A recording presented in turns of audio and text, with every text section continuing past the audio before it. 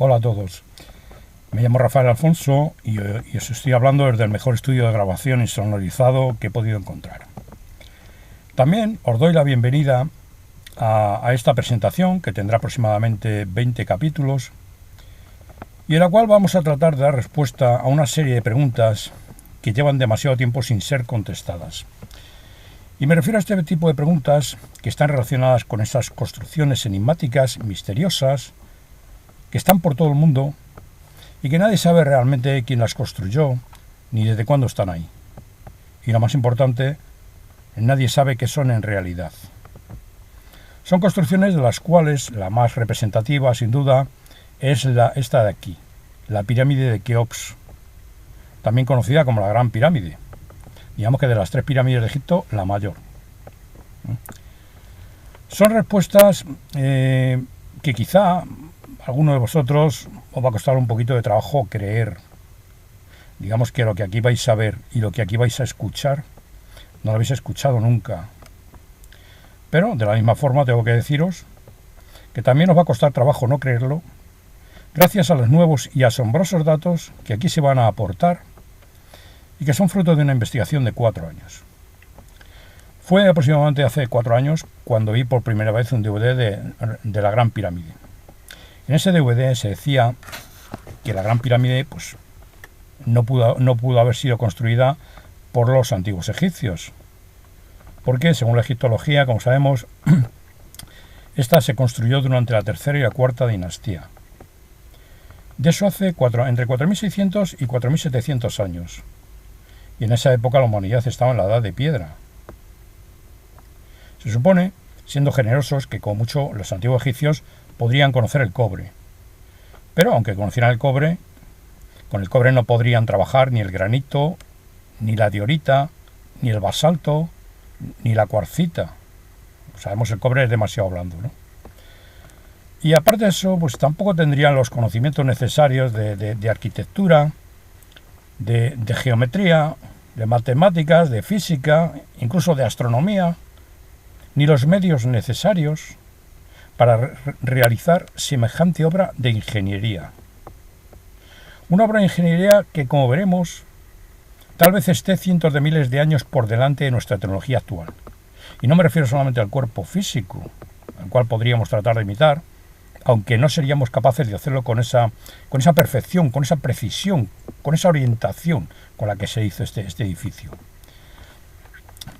Pero lo que no estaríamos en condiciones de imitar ni reproducir bajo ninguna de las maneras son las funciones que esto tenía, las funciones para las que esto de aquí se construyó. Eso es precisamente lo que está tal vez cientos de miles de años por delante de nuestra tecnología actual. Se hizo un estudio no hace mucho tiempo por parte de un constructor norteamericano para ver cuál podría ser el coste de la Gran Pirámide hoy en día, para ver lo que podría costar construir hoy en día la Gran Pirámide. Bueno, pues a este señor le salió un presupuesto astronómico, el equivalente al Producto Interior Bruto de algún pequeño país. Y, por supuesto, pues como digo, no estaríamos en condiciones de construirlo esto con esa precisión, con esa orientación con la que se hizo. Y valgan 2 datos, ¿no? Visto desde un satélite, se ha comprobado que el vértice de la pirámide, de la Gran Pirámide, dista del centro de la base 6 milímetros. Algo más de 6 milímetros. No debemos de olvidar que la base tiene 13 hectáreas. Pero hay que tener en cuenta que esta construcción de aquí tendrá al menos entre 12.000 y 15.000 años. Y aparte de eso, ha sido dinamitada por dentro innumerables veces. Luego esta construcción, cuando se hizo, era perfecta. Era perfecta. También hay que tener en cuenta que como todos sabemos, está constituida por bloques de caliza, ¿no? Concretamente tiene 206 hiladas de bloques de caliza. Tendrá unos 2,5 millones o 3 millones de bloques de caliza. Bueno, pues esos bloques no son iguales ni en forma ni en tamaño. Entonces la dificultad que entraña hacer una pirámide perfecta, teniendo en cuenta que esos bloques no son iguales, es enorme. Eso está fuera de nuestro alcance. Nosotros no podemos hacer eso. Es más, los edificios más modernos nuestros no tienen esta precisión ni de lejos. También, como todo el mundo sabe, pues la Gran Pirámide está orientada con respecto al norte verdadero, está orientada en diagonal, ¿eh? Y tiene un error de 5 minutos 31 segundos, que como para hacernos una idea, pues es como ver una moneda a 1 kilómetro de distancia. Sencillamente no la ves. Bien, pero es que lo curioso de esto es que la pirámide de Kefren, que está aquí al lado, está perfectamente orientada con respecto a la pirámide de Keops, en diagonal. 0 grados, 0 minutos, 0 segundos de error. Entonces, eso da que pensar, ¿no? Da que pensar que si los constructores realmente hubiesen querido, hubieran orientado la pirámide de Keops con respecto al norte verdadero de una forma perfecta. 0 grados de error. Da que pensar. Entonces, bueno, yo realmente lo que pienso es que cuando se construyeron, estas dos pirámides estaban perfectamente orientadas, las dos con respecto al norte verdadero, sin ningún error. 0 grados, 0 minutos, 0 segundos de error. Entonces, después de 12 o 15.000 años, algo se ha movido. O bien podría ser la deriva continental, que bien podría ser, o cualquier otra cosa. Algo se ha movido. Eso es indudable. Algo se ha movido ahí. Bien, volviendo al tema del coste, ese presupuesto se hizo para esta pirámide de aquí, que es la Gran Pirámide, que es a la que nos vamos a referir casi siempre. Bueno, pues si tenemos en cuenta también, porque estas dos pirámides están aquí, están ahí.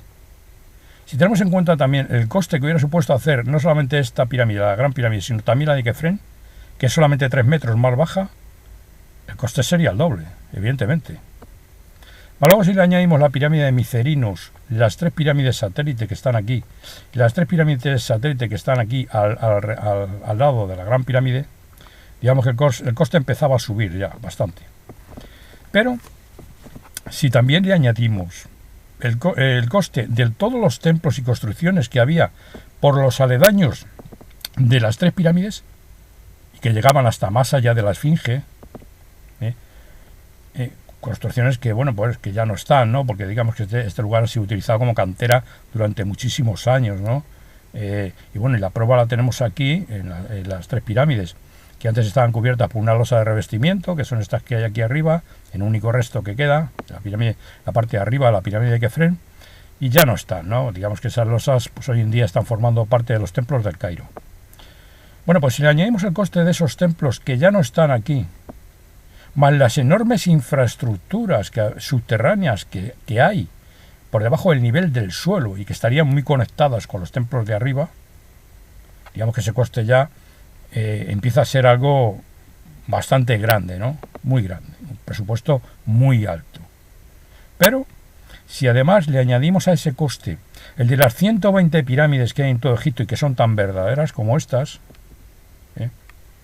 y ya puestos, le añadimos también el coste de todos los templos que hay a lo largo del río Nilo, digamos que ese coste empieza a ser astronómico. Astronómico. Pero, si también le añadimos a ese coste el de los 400 templos y posiblemente pirámides que están sumergidos en el fondo del mar Mediterráneo y el mar Negro, porque de eso hay datos, y que son tan egipcios como todos los que hay a lo largo del río Nilo, digamos que ese coste sería inasumible por la humanidad hoy en día. Inasumible. Luego difícilmente pudieron haber construido esto los hombres de la Edad de Piedra. Digamos que es ahí a donde queríamos llegar, ¿no? Difícilmente pudieron haberlo construido. Bien, también se decía en este DVD que la Gran Pirámide, pues realmente nadie sabe lo que es. Y ciertamente es así, ¿no? Porque, hombre, hoy en día, digamos que casi nadie se cree que eso sea una tumba, ¿no? Entre otras razones, porque jamás se ha encontrado una momia en el interior de un sarcófago dentro de una pirámide. Hay alguna teoría por ahí que dice que podría ser una planta de energía, otra teoría que dice que podría servir para sacar agua del río Nilo, y otra teoría que dice que podría ser una planta nuclear, pero digamos que no hay nada concluyente todavía. Bien, pues como digo, también se decía en ese DVD que en el interior de la Gran Pirámide pues había un misterio, ¿no? Había un misterio. Y ese misterio se refería concretamente a estos 3 bloques de granito, que aquí están representados en verde, y que están perfectamente encajados al principio del canal ascendente, que es este de aquí. Y justamente la bifurcación que hace con el canal descendente. Son 3 bloques de granito de unas 3 toneladas cada uno. Ciertamente es bastante misterioso, ¿no? Porque vamos a ver, que hacen 3 bloques de granito ahí perfectamente encastrados, taponando ese conducto, porque esto es un conducto que tendrá unos 20 por 80 centímetros de ancho. Además, esto no son piedras que han caído aquí, ni escombros, no, son 3 bloques que están perfectamente encastrados ahí. Digamos que esto da que pensar, ¿no? Pues vamos a ver, la primera pregunta que se plantean aquí es ¿quién pudo poner estos 3 bloques y para qué? Bueno, pues vamos a tratar de dar una respuesta, como digo, en esta presentación, en todos estos capítulos que vamos a dar aquí, vamos a dar respuestas, acertadas o no, pero vamos a dar respuestas en todos ellos. Bien, pues ¿quién pudo haber puesto estos 3 bloques de granito? Evidentemente los hombres de la Edad de Piedra difícilmente, ¿no? Porque digamos que no tendrían ni los conocimientos, ni la motivación necesaria, ni podrían hacerlo físicamente. Y en fin, antes tendrían que contar con los verdaderos constructores, digamos, ¿verdad? Bien, entonces, obviamente, estos 3 bloques solamente pudieron ponerlos ahí los verdaderos constructores de esto. Los que construyeron esto son los que tenían la posibilidad y la motivación y los motivos para poner estos 3 bloques de granito aquí taponando este conducto. Solamente pudieron ser los constructores, por supuesto, y no fueron los hombres de la Edad de Piedra. Bien, entonces nos queda el para qué. ¿Para qué pudieron haber puesto estos 3 bloques aquí? Bueno, pues evidentemente, si tú haces un conducto y luego lo taponas, estás tomando una decisión contraria a la que tomaste en un principio. Estás anulando este conducto y consiguientemente estás anulando todo lo que hay detrás de ese conducto. Luego todas las funciones que podría tener esto quedan anuladas. Digamos que las implicaciones que tiene esto son enormes. Esto fue lo que a mí me motivó, ¿no? Lo que me picó la curiosidad en un principio para empezar a recopilar información, ¿no? Porque digamos que, bueno, pues yo en aquella época tenía bastante tiempo libre, ¿no? Por las mismas razones que mucha gente tiene demasiado tiempo libre hoy en día. Bueno, pues me puse a investigar, a leer todo lo que caía en mis manos, a visualizar todos los DVDs que hay disponibles en internet referente a la Gran Pirámide. Yo creo que los habré visto todos. Y, en fin, no sé, al cabo de un cierto tiempo yo pensé que podía responder algunas de las preguntas que se planteaban, ¿no? Entonces, en un momento dado, me propuse saber qué podían ser estos 3 misteriosos bloques y qué podía ser en realidad la Gran Pirámide.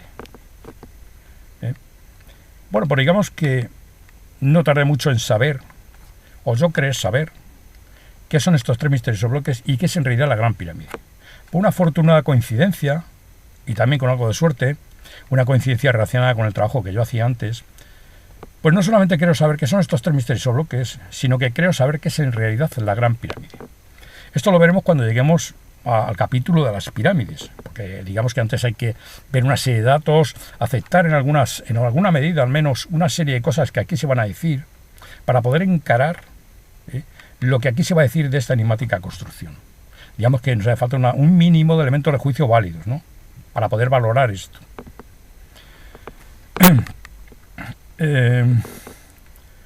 Bien, pues como digo, bueno, pues aparte de eso, bueno, pues digamos que la egiptología se basa en una única prueba para decir que esto es la pirámide de Keops. La pirámide de Keops.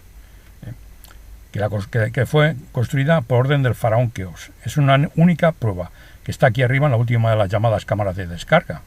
Y se basa en un cartucho que está escrito a mano con pintura roja en el que pone el nombre del faraón Keops. Lo que ocurre es que hay una cierta polémica, ¿no? Porque ese cartucho está escrito en caracteres hieráticos y no ideográficos, que son los que corresponderían a la dinastía de Keops, Kefren y Micerinos. Digamos que los caracteres hieráticos se escribieron siglos después. Entonces digamos que es bastante sorprendente, ¿no? que los autores de ese cartucho supieran cómo se iba a escribir siglos después y escribieran de esa manera el nombre de Faraón Keops, digamos que es sorprendente, ¿no? Entonces hay una cierta polémica en cuanto a esto. Bien, pues vamos a ver, el yo saber o querer saber qué son estos misteriosos bloques y qué es en realidad la Gran Pirámide, digamos que ese es el hilo del que estoy tirando para dar respuesta a todo este tipo de preguntas que están relacionadas con esas construcciones enigmáticas y misteriosas que están por todo el mundo y que, como digo, nadie sabe realmente lo que son. Ni quién las construyó, ni desde cuándo están ahí. Nadie sabe absolutamente nada realmente de eso. O sea, se les da algunas interpretaciones, pero nadie sabe realmente lo que es.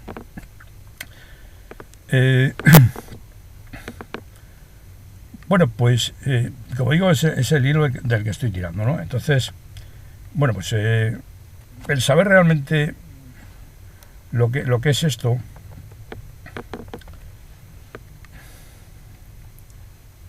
vamos a ver si me acuerdo, porque se me ha ido el santo al cielo, ¿no? Se me ha ido el santo al cielo un poquito. Sí, como digo, bueno, pues sé realmente lo que es esto y es el hilo del que estoy tirando. Y por ejemplo,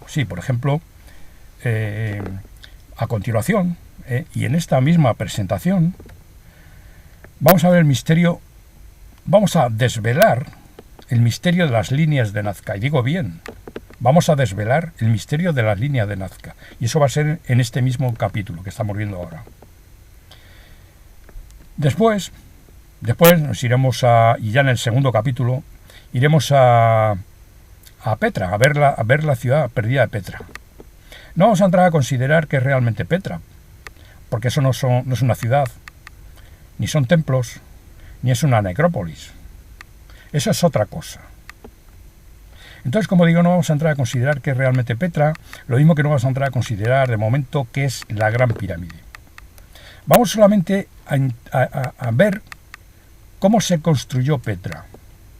Y digo solamente entre comillas, porque vamos a ver que es algo alucinante, algo verdaderamente increíble la forma en que se construyó Petra. Entonces, mi sugerencia es que en ese capítulo vayáis con la mente abierta, con la mente en blanco, no tratemos de racionalizar nada, pues simple hecho de que lo que vamos a ver ahí es una tecnología que está tal vez cientos de miles de años por delante de la nuestra.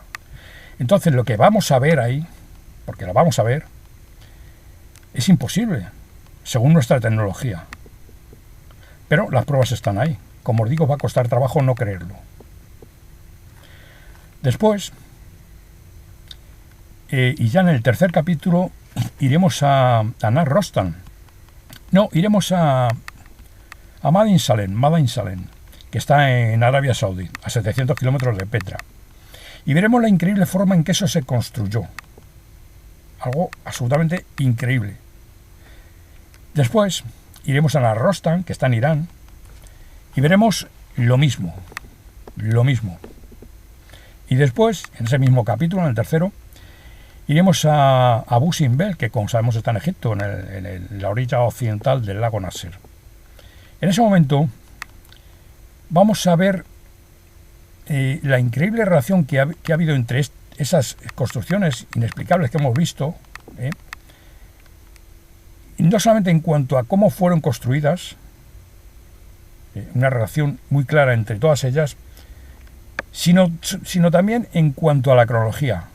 Es algo sorprendente, y lo vamos a ver ahí en ese momento, cuando lleguemos a Abu Simbel. También en ese momento vamos a dar un salto cualitativo, porque vamos a desvelar quiénes fueron los constructores. Pero no me refiero a las distintas versiones históricas y las distintas cronologías de cada país, que normalmente, bueno, pues adjudican todos estos lugares a un personaje histórico relevante de cada país. Pero eso no tiene nada que ver con la realidad, como veremos. No tiene nada que ver con la realidad. Por lo menos con la realidad que vamos a ver aquí, con las pruebas que aquí se van a aportar. No tiene nada que ver.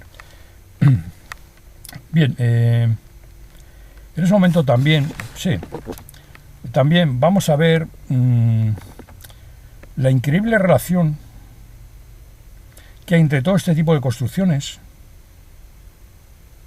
misteriosas y enigmáticas y el título de esta presentación. No se ha hecho el título de esta presentación, ¿verdad? Bien, pues el título de esta presentación es Somos inmortales. Debo decir que yo soy cristiano por bautismo y de Madrid, pero nunca he sido creyente y mucho menos practicante, ¿no? Entonces, ¿cómo es posible que alguien que no es creyente pueda llegar a esta conclusión, a afirmar que somos inmortales? Bueno, pues somos inmortales porque pertenecemos a una especie inmortal. Y debo decir que estoy totalmente convencido de lo que digo, en base a las pruebas que he visto y los datos que he reunido. De eso estoy totalmente convencido. Por otra parte, bueno, pues cuando yo empecé a investigar por divertirme, era para mí como un hobby al que estoy enganchado, yo en un principio no pretendía saber esto, ¿no? Yo no pretendía demostrar que somos inmortales.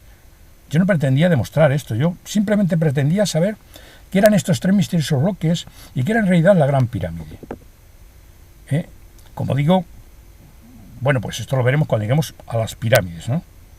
Bueno, pues el saber esto, con estas 2 pruebas en la mano, que para mí son perfectamente válidas, el saber estos 2 datos, el tener la certeza de saber lo que es esto, digamos que me está facilitando mucho las cosas, me está sirviendo mucho para dar respuesta a todo este tipo de preguntas, como digo, que están relacionadas con todas estas construcciones enigmáticas, que están por todo el mundo. Bueno, pues han sido esas respuestas las que me han llevado a esa inesperada conclusión a la que he llegado. Esa sorprendente conclusión para mí, alguien que no es creyente. Podemos decir que yo he sido ateo practicante. Es más, yo sigo siendo ateo. Digamos que yo he llegado a esta conclusión por otro camino. Yo no he hecho estudios religiosos, ni teológicos, ni históricos. Yo tuve la gran suerte, pienso, de descubrir qué son estos 3 misteriosos bloques y de saber que es en realidad la Gran Pirámide. Es lo único que... La gran suerte que tuve, ¿no? Bien, pues una vez hecha esta pequeña presentación, vamos a ir sin más al misterio de las líneas de Nazca. Digamos que todo el mundo sabe lo que son las líneas de Nazca.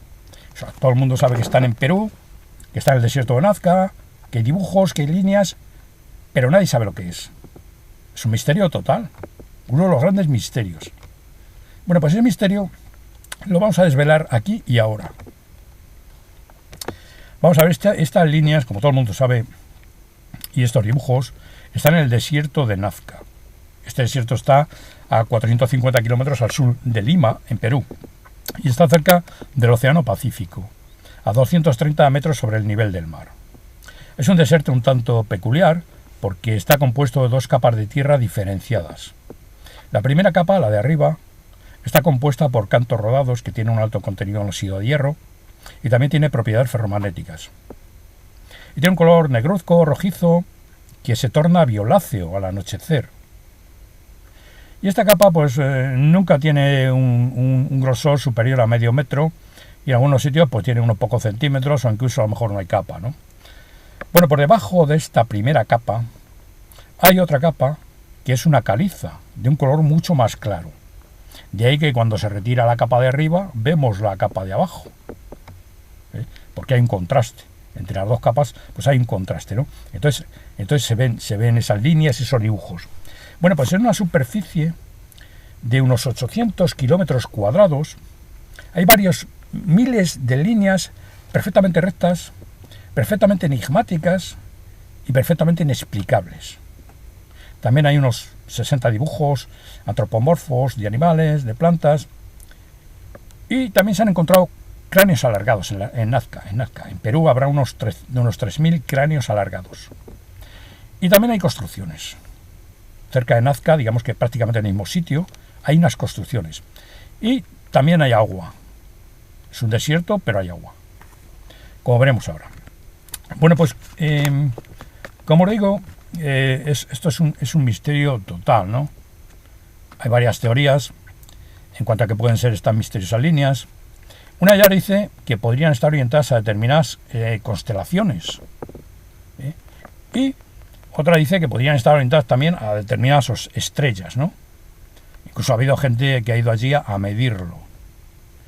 Y también se dice que son unas señales para unas naves extraterrestres, digamos que para que se orientasen, para que la vieran desde arriba y se orientasen.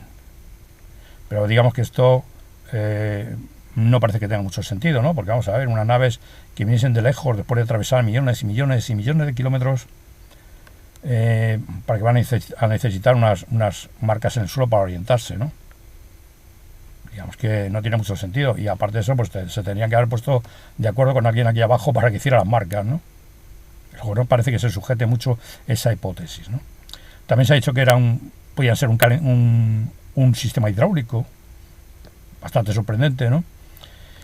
Y digamos que la hipótesis más famosa, pues la hizo Erich von Däniken, cuando dijo que estas pistas podrían ser unas pistas de aterrizaje para unas supuestas naves de origen extraterrestre que visitaron este planeta en una época remota.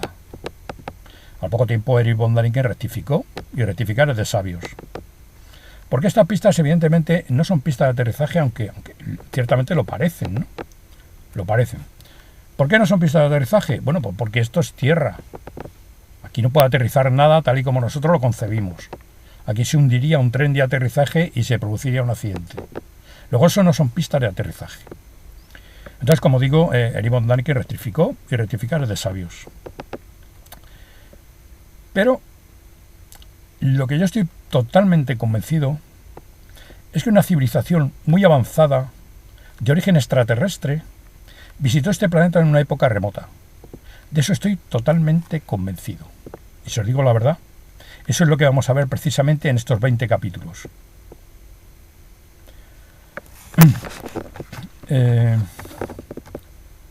Bien, pues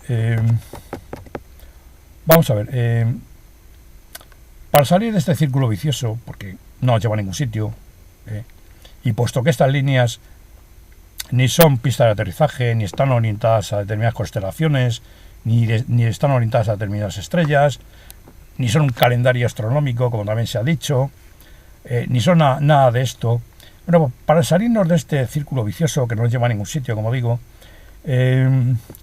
vamos a dejar de fijarnos en las líneas y en los dibujos en sí, y vamos a fijarnos en otro aspecto.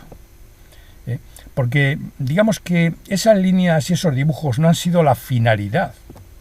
O sea, esos dibujos y esas líneas son consecuencia de otra finalidad. Digamos que era otra cosa la que se buscaba ahí, y como consecuencia de conseguir esa cosa que se buscaba, pues surgieron estas líneas y estos dibujos. Pero eso no era la finalidad de quien construyó eso, quien hizo eso. Entonces vamos a tratar de dar una respuesta, como digo. Bien, pues como hemos visto antes, este desierto está compuesto de dos capas de tierra diferenciadas. Y, por tanto, para que nosotros estemos viendo esta línea, o esta línea de aquí, o cualquier línea de Nazca, cualquier línea, para que nosotros estemos viendo esta línea, digamos que lo que estamos viendo realmente es la capa de abajo, es la caliza, la que tiene un color mucho más claro. Por eso ahí la estamos viendo, porque hay un contraste con el resto, que son los cantos rodados, lo que tiene un color negruzco y rojizo, que tiene propiedades ferromagnéticas. Es lo que estamos viendo. Luego, dentro de estas dos líneas paralelas que forman esta pista, la capa de arriba ya no está. La capa de tierra de cantos rodados, que tiene un color negruzco, rojizo, esa capa ya no está aquí. Ni aquí, ni en ninguna de las varios miles de líneas que hay en Nazca. Ni de los dibujos, ni nada. Esa capa de tierra ha desaparecido, ya no está ahí. Entonces vamos a seguir esta pista, y nunca mejor dicho, esta pista nueva, y para ver qué ha podido pasar ahí, ¿no? Porque vamos a ver, esa capa de tierra evidentemente ya no está aquí, ha desaparecido. Por tanto, tiene que estar en otro lado. Alguien se la ha llevado por algún motivo. Bien, estas líneas, como sabemos, pues algunas tienen 40 o 48 kilómetros, otras tendrán 30, 20, 15. Y, bueno, pues también pueden tener 100 metros de ancho o 50 metros de ancho. Entonces vamos a considerar una sola línea. Vamos a ver, vamos a suponer que una de estas líneas tiene 40 kilómetros de largo y tiene 50 metros de ancho. por 15 centímetros de profundidad que tenía la capa de tierra, la capa de los cantos rodados, la que tiene un color negruzco y que ya no está ahí, que se la han llevado, estamos hablando de un volumen de 300.000 metros cúbicos en una sola línea. 300.000 metros cúbicos de tierra que se ha retirado en una sola línea. Digamos que es un dato importante, ¿verdad? Además, considerando que son varios miles de líneas las que hay ahí en Nazca, podríamos estar hablando fácilmente de un volumen de 300 millones de metros cúbicos de tierra que se han retirado en Nazca, porque esta tierra ya no está ahí, ha desaparecido. No está ahí, porque no está amontonada a los lados, ni nada de eso. Bien, pues estas líneas se supone que, según la arqueología ortodoxa, ¿no?, que las hicieron los nazcas. Y estas líneas que estuvieron allí en el siglo III a.C. hasta el IX después de Cristo. Y estas líneas dicen que pudieran ser, pues tampoco las suponen de una forma categórica, ¿no?, como consecuencia de que los nazcas hacían por ahí sus ritos religiosos y paseaban a sus santos en procesión. Entonces, como consecuencia de estos paseos, de estas procesiones, surgieron las líneas de Nazca. Eso es lo que dice la arqueología ortodoxa. Pero en fin, vamos a fijarnos nosotros aquí en otro aspecto, ¿no? Vamos a suponer que realmente esto lo retiraron los nazcas, estas líneas, esta tierra. Entonces, vamos a tratar de averiguar cómo retiraron esa tierra. Evidentemente, ¿no? Vamos a tratar de averiguar cómo fue retirada esa tierra. Lógicamente, emplearían animales de carga, ¿no? Carros, carretas, personas cargando tierra. Digamos que eso tuvo que ser una obra enorme y que duraría muchos años. Entonces, lógicamente, esa tierra la retirarían por aquí, ¿no? Por aquí, por los lados. De una forma inexplicable, pues estamos viendo figuras geométricas y líneas perfectamente rectas. Digamos que si los nazcas hubieran retirado esa tierra, pues veríamos unos pelados aquí en el terreno y nada más, ¿no? Pero no, estamos viendo unas líneas rectas y unas figuras geométricas enigmáticas. Pero bueno, de todas formas vamos a suponer que los retiraron los nazcas. Como digo, pues emplearían carros, carretas, animales de tiro, personas sacando tierra y los sacarían por aquí, por los lados, claro, se la llevarían a algún sitio, ¿no? Bien, ¿dónde están las marcas y los caminos serpenteantes por donde se llevaron esa tierra? Porque tendría que haber marcas, claro. Animales de tiro, personas cargando tierra, carros, carretas, cargados de tierra, tendría que haber marcas forzosamente. Evidentemente, siguiendo esas marcas, pues nos llevarían al destino final de esa tierra, ¿no? Sin embargo, no hay marcas, no hay caminos, no hay nada. Sin embargo, esa tierra ha desaparecido. Bien, pues vamos a aplicar aquí, para llegar a una respuesta, vamos a aplicar aquí, puesto que nuestra ciencia no nos provee las herramientas necesarias para llegar a una respuesta, ni nos da una respuesta válida, vamos a aplicar la fórmula de que las cosas son lo que parecen. Y también vamos a aplicar una lógica aplastante. Vamos a ver, como digo, los nazcas, está claro que no retiraron por aquí la tierra, puesto que no hay caminos ni hay marcas en ninguna de las líneas. Hay algunos restos de antiguos dibujos y líneas, pero no son marcas de que nos demuestren que hayan retirado la tierra de esa forma. Luego entonces vamos a aplicar una fórmula aplastante y una lógica aplastante.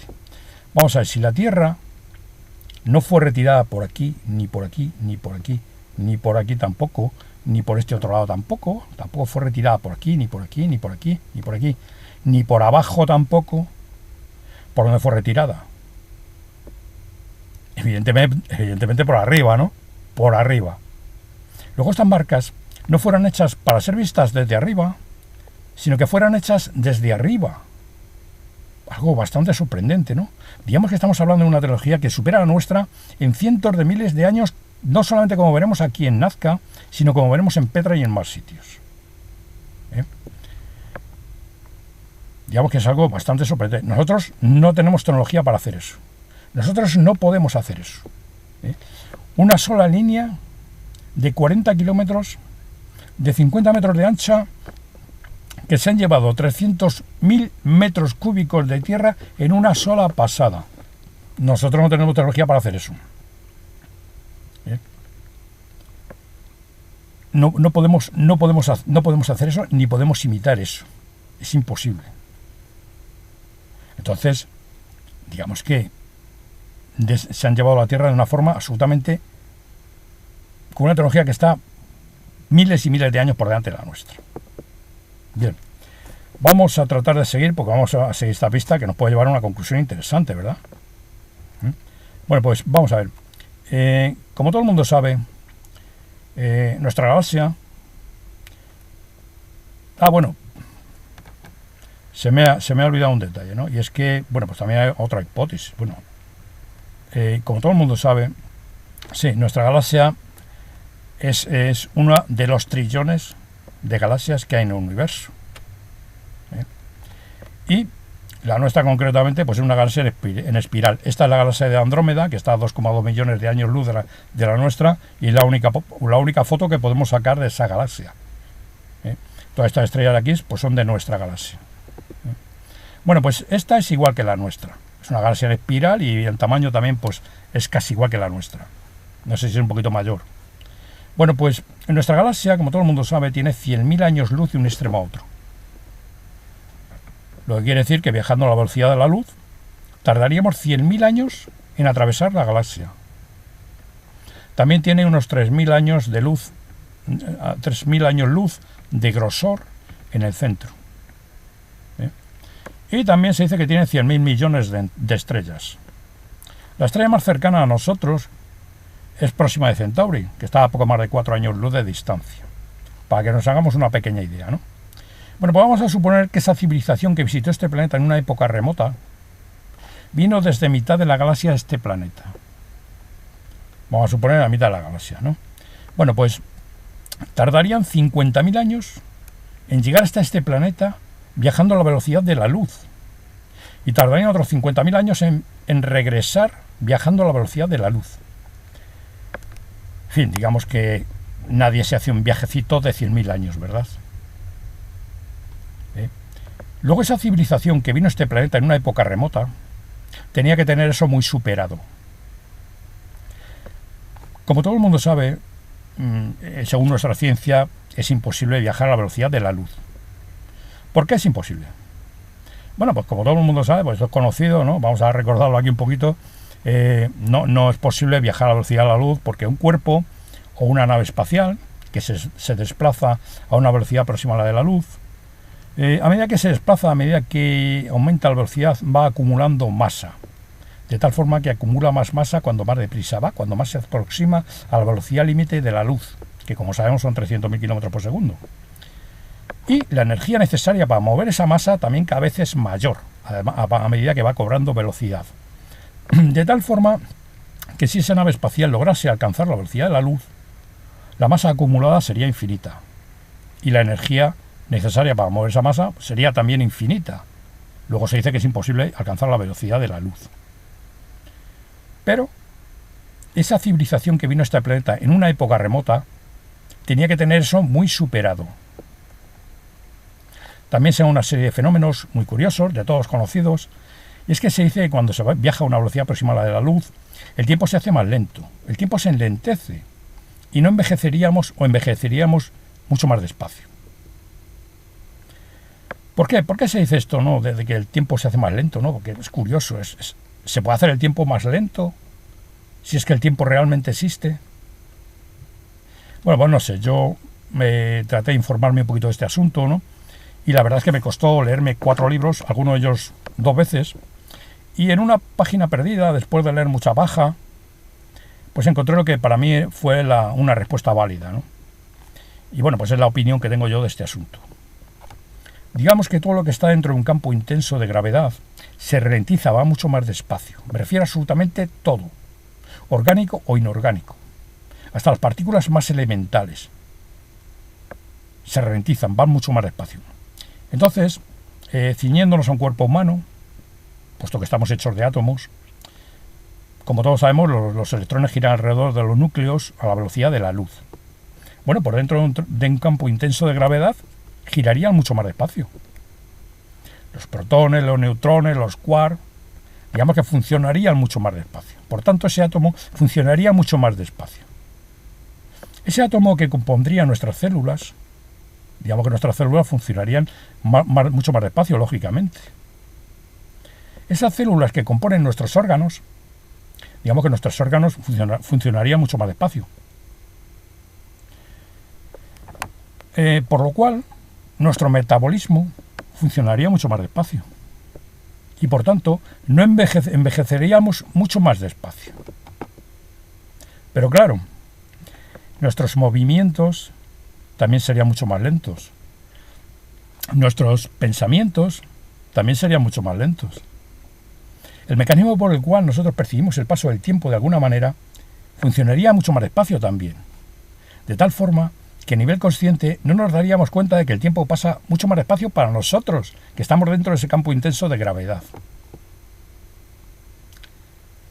Y vamos a poner el famoso ejemplo de los dos gemelos.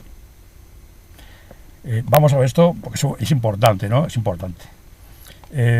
Dos gemelos que están en la Tierra y uno de ellos parte en una nave espacial a una velocidad próxima a la de la luz. Cuando regresa a la Tierra se encuentra con su hermano gemelo que dejó aquí y ve que es un anciano, cuando él sigue siendo joven. Entonces le pregunta, ¿qué te ha pasado? Y el hermano dice, es que has tardado 60 años en regresar. Y él dice, es imposible si he estado fuera 2 días. ¿Qué ha ocurrido aquí? Bueno, pues ha ocurrido lo que acabamos de comentar, ¿no? Ese hermano que ha partido en una nave espacial a una velocidad próxima a la de la luz. Esa nave ha acumulado tal cantidad de masa. Esa masa ha generado tal campo de gravedad que todo lo que estaba dentro de esa nave se ha ralentizado, ha ido mucho más despacio. Y él no ha sido consciente de que el tiempo ha pasado mucho más lentamente para él, que estaba dentro de ese campo intenso de gravedad. Pero digamos que eso no es una forma muy práctica de viajar, ¿no? Porque vamos a ver, si yo me voy en una nave espacial a una velocidad próxima a la de la luz y tardo 30 años en regresar, pues aparte de que he acumulado tal cantidad de masa que me he podido convertir en un agujero negro no tardando mucho, bueno, pues si tardo 30 años en regresar, pues aquí han pasado 1 millón de años. Digamos que no me conoce ni mi padre. Y aparte de eso, pues la civilización a la que pertenezco o no está, o ha desaparecido, o cualquiera sabe, ¿no? Digamos que no es una forma muy práctica de viajar. Pero esa civilización que vino a este planeta en una época remota tenía que tener eso muy superado. Tenía que tener otra forma de desplazarse. Una forma increíble de desplazarse. Como veremos. Cuando lleguemos al capítulo de las pirámides, veremos esto. Bien, pues vamos a seguir, ¿no? Porque todavía no sabemos qué ha pasado con esa Tierra, ¿no? Entonces vamos a seguir fijándonos en algunos detalles. Por ejemplo, vamos a ver, aquí vemos que está la ballena, ¿no? El dibujo de la ballena. Y vemos que le ha pasado una línea de extracción por encima. Y ha borrado parcialmente la ballena. Sin embargo, si nos fijamos bien, las líneas que forman la ballena, que dibujan la ballena, todavía siguen siendo visibles dentro de esta línea de extracción. Siguen siendo visibles. Aquí lo vemos mejor. ¿Veis? Las líneas todavía están ahí. O sea, le ha pasado una línea de extracción por encima, pero no ha borrado las líneas de la ballena. Lo que quiere decir es que esta gente era muy precisa. Solamente le interesaba la capa de arriba, esta de aquí, la que tiene un color negruzco y rojizo y la que tiene propiedades ferromagnéticas. Solamente le interesaba esa capa. Y se la han llevado limpiamente, de una forma muy precisa, puesto que no han borrado todavía las líneas de la ballena. Bien, vamos a ver. Esto es la araña. Y si nos fijamos, se trata de un solo trazo. Todos estos dibujos tienen un solo trazo. Un trazo que en este caso entra por aquí, porque tiene un trazo más grueso. Entra por aquí, dibuja la araña y sale por aquí. Es un solo trazo. Bien, aquí no vemos marcas de carros, ni de carretas, ni de pisada de personas que hayan estado retirando esta tierra, porque esta tierra no está aquí. Esto no lo han apartado a los lados ni nada de esto. Esa tierra ha desaparecido, esa tierra no está ahí. Esto ha sido un trazo hecho desde arriba que se ha llevado la tierra limpiamente y ha hecho este dibujo. Eso es lo que estamos viendo ahí. Estamos viendo eso. Además, si nos damos cuenta, parece que ha sido dibujado de una forma un tanto mecánica, ¿no? Parece que ha sido una especie de rayo láser o algo así que ha hecho este dibujo. Vamos a ver, este de aquí es el mono. Este es el mono. Bueno, pues este de aquí, este dibujo de aquí es algo increíble, ¿no? Es algo increíble, porque vamos a ver, no solamente es el mono, es que si nos damos cuenta, el trazo que dibuja el mono entra por aquí. Entra por aquí. Dibuja al mono, un mono muy mal hecho, por cierto. Luego está claro que la finalidad de estos dibujos no son los dibujos en sí, ni hacer una representación fiel de un animal. Parece algo lúdico, algo que lo ha hecho sin demasiado cuidado, sin demasiado esmero. Luego no, esa no fue la finalidad. Bueno, pues dibuja este mono, este rabo enroscado, y demasiado largo, sale por aquí, hace estas líneas quebradas, continúa por aquí, hace otras líneas quebradas y se pierde por ahí. Pero es que si nos damos cuenta, este trazo viene de aquí, de este enmarañado, este entramado de líneas que hay aquí. Estos picos que suben y bajan y que a su vez vienen de por aquí. ¿Qué sentido tiene esto? Esto obviamente no lo hicieron los Nazca, ¿no? Los Nazca en todo caso hubieran hecho unas representaciones de sus santos. Sin embargo no estamos viendo eso. Entonces, ¿qué sentido puede tener esto? Bueno, pues vamos a tratar de dar una respuesta ahora. Aquí, como vemos, esto de aquí, bueno, pues esto parece un árbol, ¿no? Porque estos son las raíces, esto es el tronco y estos serían las ramas. Un árbol artístico, un tanto artístico podemos decir, ¿no? Y esto de aquí, bueno, pues esta es la figura que le llaman las manos. Vemos que tiene 5 dedos en una mano, 4 en la otra. Y bueno, la cabeza de esta figura, si nos damos cuenta, es exactamente igual que la cabeza del mono, la que hemos visto antes. Lo que pasa es que no se aprecia muy bien, ¿no? Pero os dais cuenta, es igual que la cabeza del mono. Igual. Y, bueno, pues han sido hechas también de esa forma, ¿no? Un solo trazo. Y esta de aquí, que es el colibrí, si nos damos cuenta, bueno, pues uno de los trazos que entra por aquí dibuja el colibrí, también de una forma un tanto mecánica, y sale por el otro lado. Pero si nos damos cuenta, estas líneas salen de este entramado que hay aquí, de este enmarañado que hay aquí, estos picos de aquí. ¿Qué sentido puede tener eso? Y esta figura de aquí ya es, pues no sé, como es algo increíble, ¿no? Vamos a ver, uno de los trazos, ese trazo entra por aquí, hace una especie de S, dibuja este ave y sale por el otro lado. Y a una cierta distancia sigue las mismas S que hizo en un principio.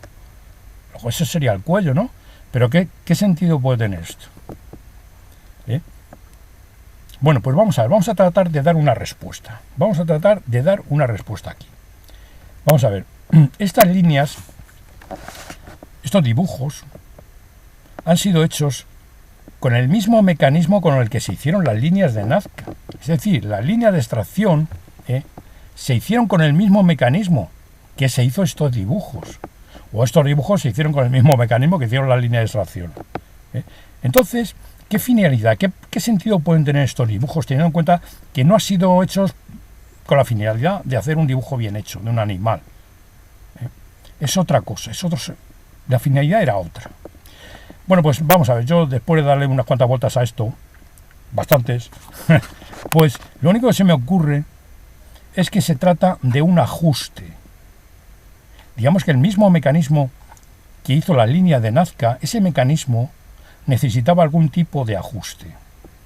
Por tanto, qué mejor manera de hacer un ajuste que hacer unas líneas, forzar ese mecanismo, como vemos aquí, hacer unas líneas, unos dibujos, unas líneas quebradas, algo que no tenía mucho sentido en sí mismo, pero tenía el único sentido que tenía era, pues, digamos que ese dibujo quedara nítido, forzar la agilidad de ese trazo aquí, y si la calidad de la tierra extraída era buena, no estaba demasiado mezclada con la capa de abajo, la caliza, pues digamos que ese mecanismo o estaba ajustado o necesitaba algún tipo de ajuste.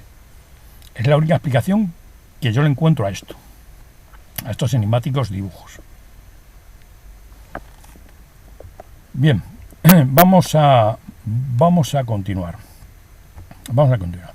Como vemos, esto no está orientado a nada.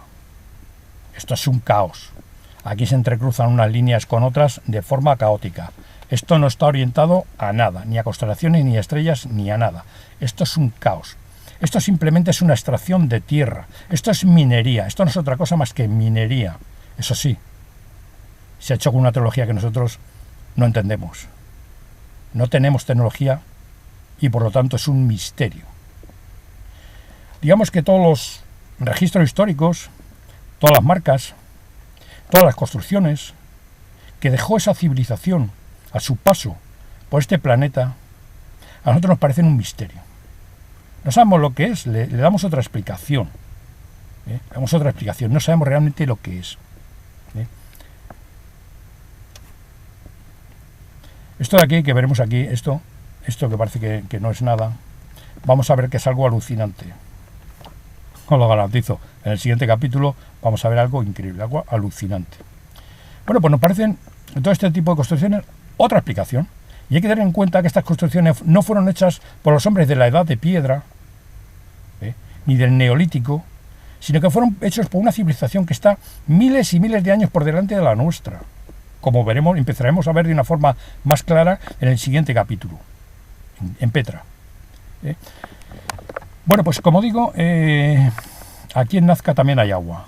Hay agua. Esto de aquí son pozos subterráneos, que allí le llaman puquíos, y que reciben el agua del Río Grande y sus tributarios. Entonces, es un desierto, pero hay agua. Agua subterránea. Esto se supone que también que lo construyeron los nazcas, cual yo, pues, la verdad que dudo un poco, ¿no? Porque es una obra de ingeniería bastante grande, ¿no? Porque esto riega toda la región, toda Nazca. Entonces, no lo hicieron los nazcas realmente. Como veremos más adelante, todo este tipo de construcciones enigmáticas están relacionadas al agua, o han tenido agua, o siguen teniendo agua. Por tanto, este agua de aquí, yo pienso que estaba relacionado a esto de aquí. Como os he dicho antes, en Nazca hay construcciones piramidales enormes. Vamos a ver, porque aquí hay bastante cosas. Esto es curioso, ¿no? Vamos a ver, aquí hay construcciones. Estas construcciones estaban enterradas. Las están desenterrando ahora mismo. Esto es lo que se está excavando. Están enterradas bajo una buena capa de tierra. Están en Nazca. Están prácticamente en el mismo sitio que las líneas de Nazca. Bueno, vamos a ver. Porque aquí hay algo raro, ¿verdad? Aquí hay algo raro. Aquí hay algo que de alguna manera tiene que darnos que pensar, ¿no? Vamos a ver. ¿Cómo es posible que las líneas de Nazca no estén enterradas y estas pirámides, que son enormes, estén enterradas bajo una buena capa de tierra? ¿Cómo es posible eso?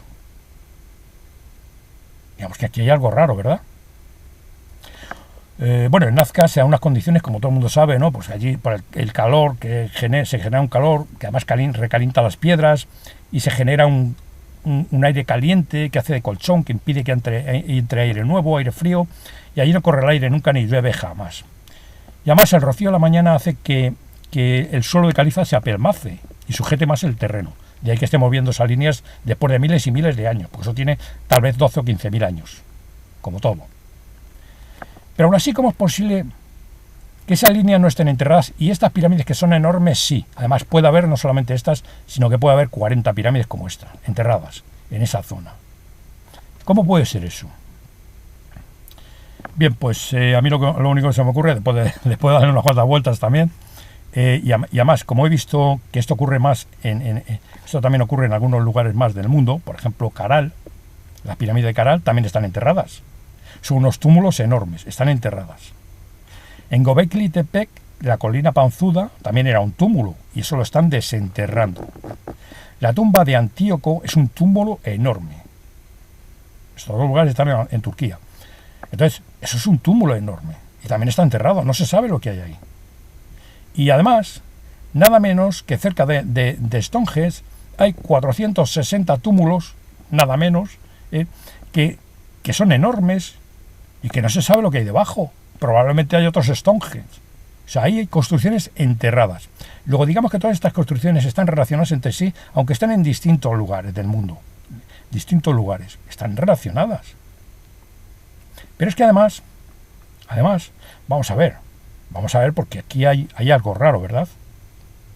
Estas construcciones, que son absolutamente enigmáticas, absolutamente anacrónicas, que no tienen razón de estar ahí, que nadie sabe lo que son, pero que están ahí. Vamos a ver, ¿qué tenemos? ¿Qué hemos visto aquí? ¿qué tenemos? Por una parte hemos visto unas pistas en las cuales la Tierra de arriba ha desaparecido de una forma enigmática y con una tecnología que supera la nuestra tal vez en cientos de miles de años. Y por otra parte, tenemos unas construcciones. Luego por una parte tenemos una Tierra que ya no está donde estaba. Y por otra parte tenemos unas construcciones que están donde no estaban. Luego están relacionadas. Están relacionadas porque además son anacrónicas las dos. Son inexplicables, son un misterio. Están relacionadas. Luego vamos a ver. Estas construcciones fueron hechas con la Tierra que se extrajo de una forma absolutamente enigmática, que se extrajo de Nazca. Luego esa Tierra fue empleada para hacer estas construcciones. Y quizá no solamente estas construcciones, sino que a lo mejor también las construcciones que están en Centroamérica. Posiblemente. Luego esa Tierra fue utilizada para construir esto. Ese es el misterio de Nazca. Se ha retirado una Tierra con una tecnología que supera la nuestra en miles de años y se han hecho unas construcciones que también superan a nuestra tecnología en miles de años. Porque esto no son tumbas ni son templos. Porque vamos a ver, esa civilización que vino a este planeta en una época remota, que tenía que tener muy superado el concepto que nosotros tenemos de viajes interestelares o intergalácticos, no sabemos de dónde venían. Venían del más allá. No sabemos de dónde venían. Pues no van a venir aquí para hacer unas construcciones de tierra prensada, ¿no? Unos templos o unas tumbas y ponerse a rezar. Digamos que eso no tiene sentido, ¿no? Luego estas construcciones son mucho más que eso. Y eso lo vamos a ver también. Cuando lleguemos al capítulo correspondiente. Lo vamos a ver. Y son algo alucinante. Algo alucinante. Digamos que yo he encontrado estas cosas con suerte, ¿no? Con suerte. Porque he visto unos detalles algo increíbles. Increíbles. Y eso lo veremos en capítulos sucesivos. Por tanto, en el capítulo que viene, que es el de Petra, os garantizo que no vais a creer, os va a costar creer lo que vais a ver ahí. Pero también os va a costar trabajo no creerlo, os lo garantizo. Bien, como digo, aquí en Nazca también se han encontrado cráneos alargados. Habrá unos 3.000 cráneos alargados en todo Perú, como he dicho antes. Bueno, digamos que esta es la mejor foto que he podido encontrar, ¿no? Porque yo estoy trabajando a través de imágenes por internet y bueno, tengo que comprarlas y adquirirlas y a veces pues no están las fotos que tú sabes que existen, pero que no puedes utilizar. Bueno, pues en Perú, como digo, y como todo el mundo sabe, a poco que busque en internet un poquillo, en Perú hay cráneos alargados. Cráneos alargados que tienen partes blandas. Partes blandas que pueden ser datadas por el método del carbono 14. Y se podría también buscar ADN, ¿no? Bueno, pues no parece que esto esté suficientemente investigado, ¿no? No de una forma que no se termina de explicar uno muy bien, ¿no? Pero no parece que esté suficientemente investigado, ¿no? Porque estos cráneos pues tienen un 25% más de capacidad que los nuestros. Además, las cuencas de los ojos son mucho más grandes que las nuestras. Y la mandíbula inferior es mucho más grande y mucho más robusta que la nuestra. Y además, por el hueso aldas, que como sabemos está en la base del cráneo, bueno, pues se puede calcular la altura de estas personas. Y esa altura estaba entre 3,5 metros y 4,5 metros. Digamos que eso es un dato que habría que investigar un poquillo más, ¿no? Bueno, pues esto es todo. Esto es todo en este capítulo. Espero que os haya gustado y, como digo, bueno, pues espero veros a todos en el próximo capítulo, que será el de Petra, y en el que digo que os va a gustar realmente. Bueno, pues nada más, espero veros a todos allí en el siguiente, que espero que no tardar mucho en sacarlo, ¿no?